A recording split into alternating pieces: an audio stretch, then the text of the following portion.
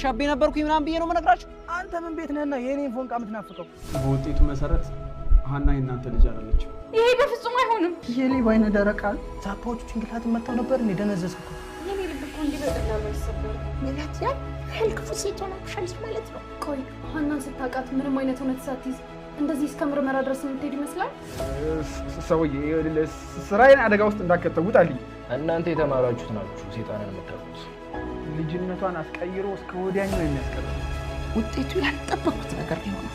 ሀና በጣም ጥሩ ልጅ ናት፣ ግን ደግሞ እኔ ሳስበው እርግብ ናት እህቴ የሚመስለው። ታዩ አባባር ባዘርዬ ሀናን አሳድጓል አሉ።